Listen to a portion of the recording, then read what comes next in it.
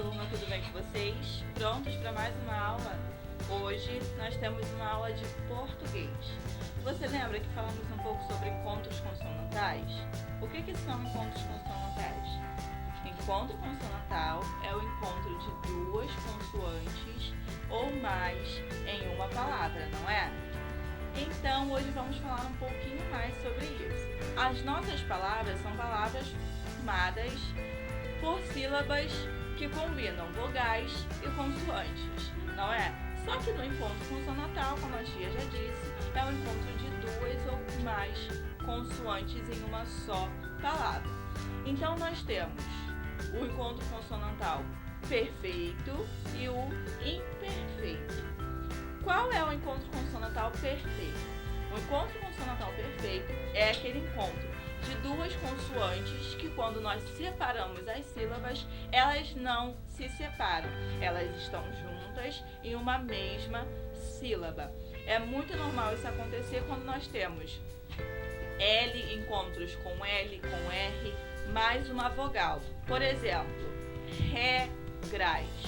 Separando a palavra regras, o G e o R, que são o encontro consonantal dessa palavra, ficam juntos na mesma sílaba.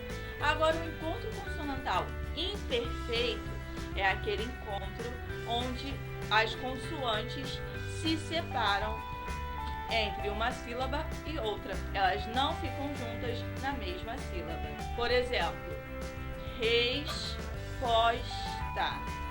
Nós temos aí dois encontros de consoantes, o S junto com o P e o S junto com o T. Então, separando, nós vimos aqui que não estão juntas em uma mesma sílaba as nossas consoantes, o nosso encontro consonantal. Então, nós podemos chamar de encontro consonantal imperfeito. Já quando temos o encontro com M ou N em uma palavra, M mais P, um encontro com N mais T, o encontro dessas duas letras, N e N, com uma outra consoante. Então, quando nós temos essas duas letras encontrando uma outra consoante, sempre que separarmos uma sílaba, elas estarão separadas. Então, será um encontro consonantal imperfeito, porque elas vão estar sempre separadas da outra consoante, em que, quando a palavra está junta, ela está junta também, fazendo assim um encontro consonantal. Existe uma diferença entre encontro consonantal e digrafo. No encontro consonantal, todas as consoantes são pronunciadas. E no digrafo, o encontro de consoantes ou de duas letras resultam em um único som. Por exemplo, na palavra dragão, nós conseguimos escutar o som da letra D e da letra R, das duas consoantes que se encontram aí. Já na palavra vinho, nós temos o encontro do N com o H, mas não escutamos o som das duas letras. Então, esse é um digrafo. Vinho, classificamos como digrafo. Número 9 do seu livro, temos assim. No quadro abaixo, você tem algumas palavras retiradas do texto. O papel das leis. Observe as sílabas e as letras e depois preencha a tabela de acordo com o que se pede. Nós temos aqui as palavras carros, verde, vermelho, passagem, simples, construído, organizado, estabelecido, descumprido, escrito, próprias, habitualmente. Agora nós devemos fechar o quadro da página 87. Palavra que apresenta somente um encontro consonantal perfeito. Encontro consonantal perfeito é aquele encontro que as consoantes não se separam quando separamos as sílabas, elas ficam juntas na mesma sílaba. Qual dessas palavras tem um encontro consonantal perfeito? Escritas, simples, próprias. A palavra que tem encontro consonantal perfeito é a palavra próprias. Palavras que apresentam somente o encontro consonantal imperfeito. Aquelas palavras que apresentam um encontro consonantal imperfeito são as palavras que, quando separamos as sílabas, as duas consoantes se separam, ficam cada uma em uma sílaba. Veja nessas palavras aqui do quadro qual dessas palavras que separadas são um encontro consonantal imperfeito. Palavra que apresenta encontro consonantal perfeito e imperfeito. Você deve procurar aquela palavra que tem um encontro consonantal e que apresenta os dois, o imperfeito e o perfeito, ok? Por exemplo, escritas. Escritas tem dois encontros consonantais e temos o encontro de duas consoantes em uma mesma sílaba e o encontro de consoantes que se separam em uma outra sílaba. Palavra que apresenta digrafo, encontro consonantal imperfeito. Digrafo é aquela palavra que tem duas consoantes juntas, mas nós só conseguimos escutar o som de uma, não conseguimos escutar o som das duas, ok? Palavras que apresentam encontros consonantais perfeito ou imperfeito e a letra N ou M como sinal de nasalização. Simples, a palavra simples, temos aí o M e o N, que é um encontro consonantal imperfeito, porque as consoantes se separam, ok? Na página 91, temos aqui: pode ser utilizado para falar de ações que aconteceram em um futuro próximo. Qual é o tempo verbal que nós podemos usar para falar sobre ações que acontecerão em um futuro próximo? Nós podemos usar o tempo verbal presente do modo indicativo, ok? Complete o diagrama com o nome do gênero. Tem funções de determinar direitos e deveres. É formado por capítulo e enumerados com algarismo romanos. Utiliza verbos no presente e no futuro do presente do modo indicativo. Apresenta parágrafos identificados por numerais, ordinais e cardeais. Apresenta artigos numerados por numerais ordinais e numerais cardeais. Sobre o que vocês acham que estão falando nesses quadrinhos? Nós estamos falando sobre regras, sobre deveres, artigos. O que nós falamos há pouco tempo? Tem tudo isso que nós falamos aqui. Nós falamos sobre o Estatuto da Criança e do Adolescente, que é o ECA, não foi? Então, todas as características que nós temos aqui são as características de um estatuto. Então, devemos completar o diagrama com a palavra estatuto, ok? Agora que já fizemos os nossos trabalhinhos de português, vamos para o nosso livro de história. Hoje nós vamos falar um pouco sobre o comércio. Vamos falar hoje sobre o comércio chinês, ok? O comércio na China. Outra localidade que causou uma significativa mudança na cultura dos povos foi a China. Além de possibilitar a troca de mercadorias, a rota terrestre representou um intercâmbio cultural entre os habitantes e aqueles que utilizavam esse caminho para o comércio. Então, nós falamos sobre o comércio no Egito. Eles utilizavam o mar Mediterrâneo. A China já começou a utilizar uma rota terrestre para conseguir comercializar os seus produtos. Entre os aspectos que transformaram a vida dos povos do Oriente e do Ocidente está o contato com diferentes animais e vegetais, diferentes produtos, diferentes estilos de vida e religião.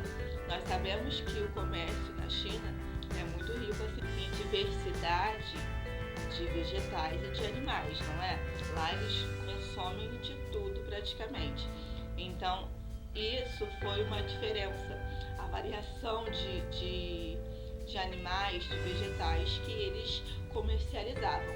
Diversas rotas comerciais realizadas tanto pelo caminho terrestre como pelo caminho marítimo levavam à China. Essa região causou um grande impulso comercial a partir dos produtos nela desenvolvidos, como o papel, a pólvora, o relógio de sol, a fundição de materiais de cobre, ferro, prata, entre outros.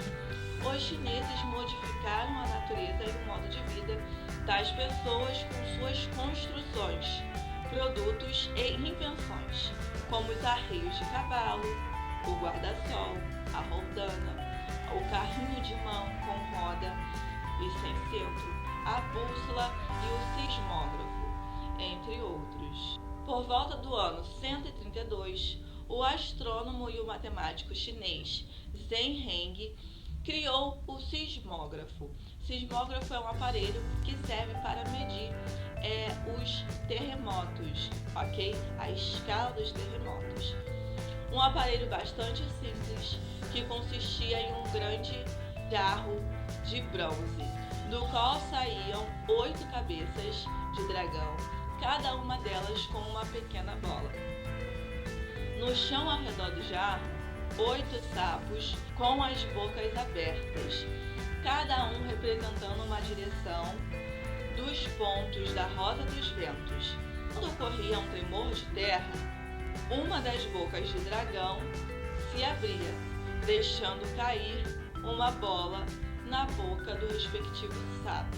A posição do dragão que soltava a bola correspondia ao sentido de onde vinha o tremor.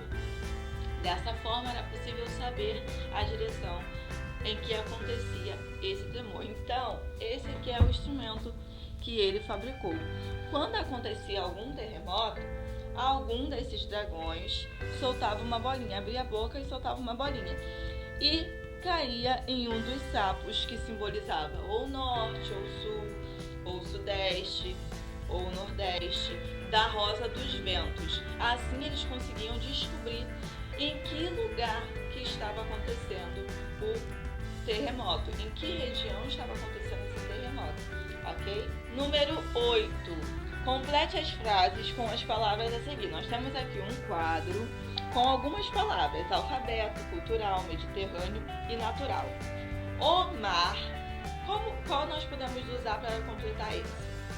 O mar Mediterrâneo foi importante para o desenvolvimento do comércio entre as populações da antiguidade. Letra B. Os fenícios desenvolveram o alfabeto para auxiliar em suas atividades comerciais. Letra C.